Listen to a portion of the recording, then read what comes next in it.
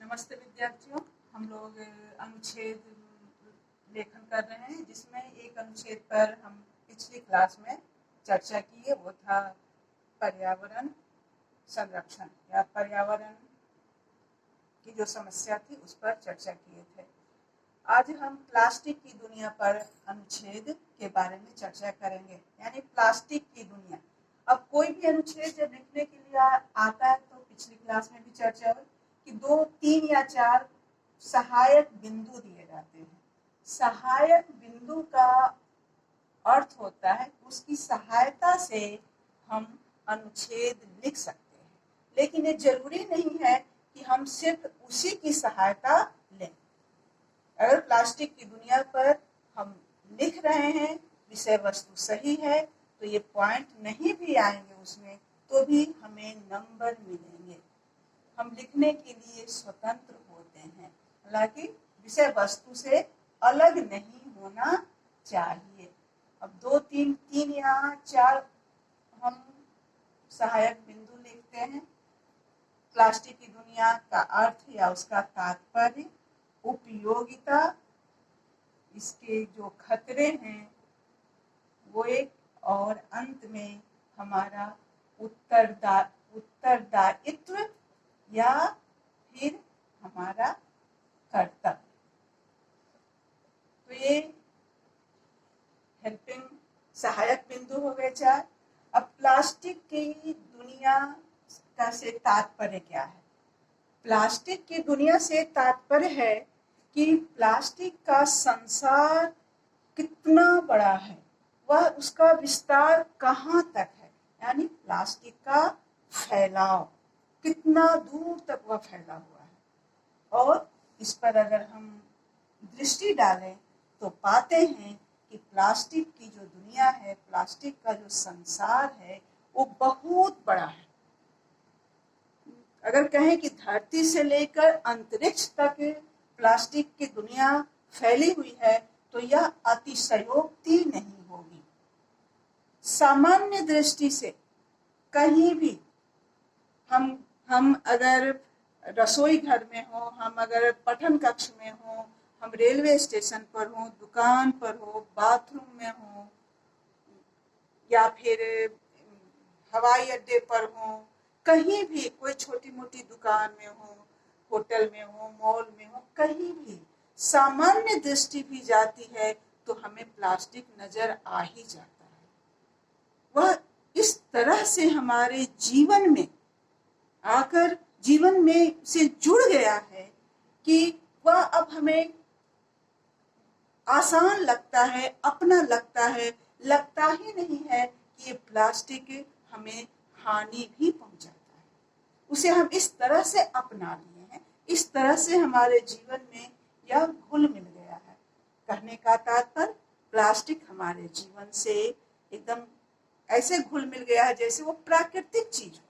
लेकिन सच्चाई ये है कि यह प्लास्टिक कृत्रिम है, मानव निर्मित है, और हर सूरत में ये प्रकृति को नुकसान ही पहुंचाता है, क्षति ही पहुंचाती है, क्योंकि ये कृत्रिम है और इसका जो लाइफ है, जीवन है, वो बहुत लंबा होता है, ये नष्ट नहीं होता है। तो प्लास्टिक का संसार बहुत बड़ा है, फैला हुआ है। छोटी से छोटी चीज से लेकर बड़े से बड़े चीज बनाने में इसका प्रयोग किया जाता है। अब आए उपयोगिता। उपयोगिता में मुख्य 2 बिंदु, बहुत सारे बिंदु हैं लेकिन 2 प्रमुख हैं। एक तो ये वाटर प्रूफ बना दिया हमें, पानी से बचाव, पानी से भीगे नहीं, चाहे कोई आदमी हो, जानवर हो, सामान हो, कोई भी चीज हो, वह पानी से भीगे नहीं। यह प्लास्टिक बना दिया हमें, वाटर प्रूफ बना दिया। और जिस दिन मानव प्लास्टिक का आविष्कार हुआ होगा इस दुनिया में, उस दिन मानव की खुशी का ठिकाना नहीं रहा होगा। एक धेले की, यानी कम कीमत के, कौड़ी भर दाम में मिलने वाला प्लास्टिक सर पर रखे, सामान पर रखे, और वह भीगने से बचे। एकदम हमें वाटर प्रूफ बना दिया ये तो एक उपयोगिता ये। दूसरा, जो तरल पदार्थ था जिसको यहाँ से वहां तक ढुलाई करने में, ले जाने में बहुत दिक्कतें आती थी। या तो शीशा में उसका पैकिंग किया जाता था या टीन या लोहे से बने डब्बे में उसका पैकिंग किया जाता था। लेकिन प्लास्टिक आ जाने से यह सब प्लास्टिक में पैकिंग होने लगा और फिर यह इतना सुविधाजनक और इतना आसान हो गया कि कहना ही क्या। दूध तो पहले शीशा में आता था, अब वो प्लास्टिक में आने लगा। और इस तरह के जितने भी तरल पदार्थ हैं उस सब का पैकेजिंग इतना आसान हो गया जिसका कि हम कल्पना भी प्लास्टिक से पहले नहीं किए थे। 2 पॉइंट हो गया। एक, वाटर प्रूफ बना दिया, हमें वाटर प्रूफ बना दिया। और दूसरा, तरल पदार्थों के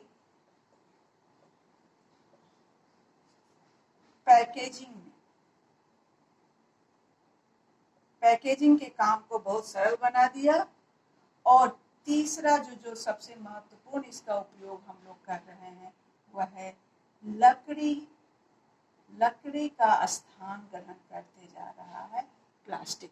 जिससे वृक्षों की कटाई बहुत होती थी लकड़ी का सामान बनाने में, अब उसकी जगह प्लास्टिक का उपयोग हो रहा है। लेकिन फिर भी यह हमारे लिए लाभदायक नहीं हो सकता। हम वृक्ष को ज्यादा से ज्यादा वृक्ष लगाकर लकड़ी का उपयोग करें, वो प्लास्टिक के उपयोग से हमें ज्यादा लाभदायक होगा, प्रकृति के लिए भी और वातावरण के लिए, हमारे लिए। लेकिन तीसरी उपयोगिता लकड़ी के स्थान पर ही प्लास्टिक का हो रहा है। तो ये उपयोगिता है।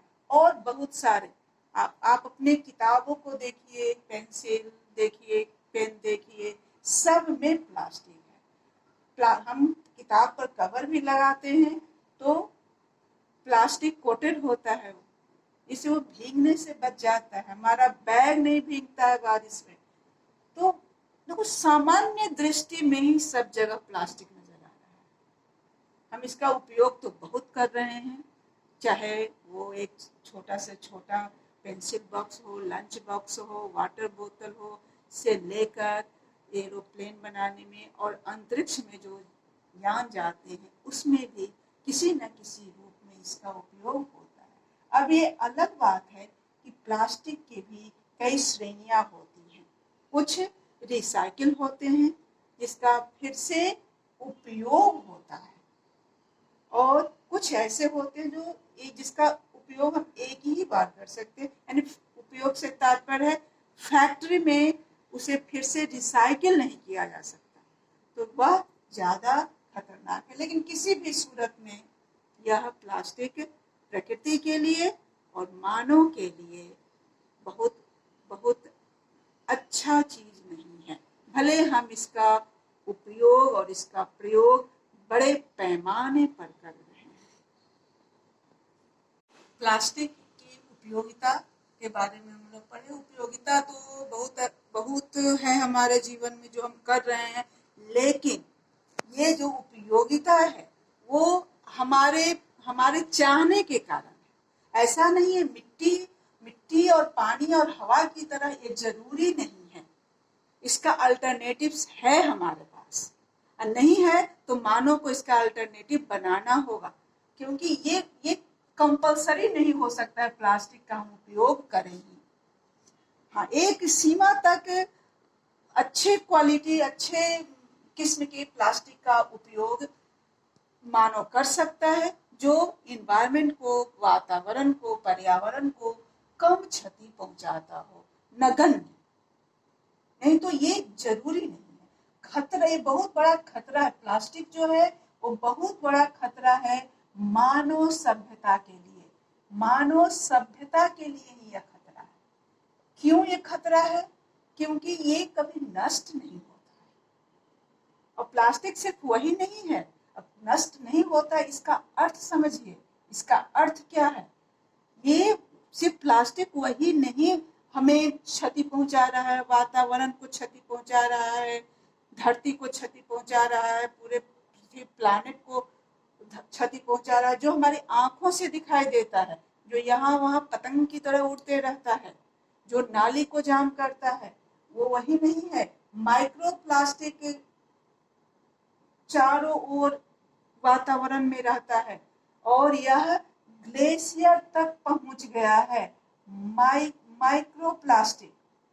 माइक्रोप्लास्टिक जो कि बहुत बड़ा, प्लास्टिक के कारण जो प्रदूषण हो रहा है, ये बहुत बड़ा खतरा है मानव सभ्यता के लिए। ग्लेशियर तक पहुंच गया है। हमारे पास ग्लेशियर का ही पानी आता है, नदी में जो पानी आता है वो ग्लेशियर का ही होता है। और समुद्र में, नदी में, समुद्र में जो जलीय जीव हैं, वो उन तक ये माइक्रोप्लास्टिक पहुंच गया है। और जो मछली, नदी से, तालाब से जो मछली लोग खाते हैं, जलीय जीव जो भी भोजन के रूप में प्रयोग में लाते हैं, वो उस खाद्य के साथ मानव शरीर में जा रहा है। तो ये बहुत बड़ा खतरा है प्लास्टिक मानव सभ्यता के लिए। और जो सामान्य, जो इससे हमें हानि हो रही है, वो तो सब हम देख रहे हैं, सब लोग देख रहे हैं अपनी आंखों से। कभी नाली जाम होता है, कभी गाय खाती है तो गाय तरह तरह की बीमारियों का शिकार होती है। और तो और डुप्लीकेट प्लास्टिक का चावल भी सुनने में, पेपर में पढ़े होंगे, जो होटल में मिलने लगा। तो ये बहुत खतरनाक चीज है हमारे लिए। और अगर इसे हम मिट्टी में दबाकर नष्ट करने का प्रयास करें, इसे हम जलाकर नष्ट करने का प्रयास करें, हर सूरत में यह किसी न किसी रूप में, किसी न किसी कम या अधिक, ये पर्यावरण को क्षति पहुंचाता ही। इसलिए इससे हमें बचना है। और बचने का उपाय क्या है? बचने का उपाय है कि हम इसका कम से कम उपयोग में लाएं, इसका प्रयोग कम से कम करें, कम से कम प्रयोग करें, उपयोग में लाएं।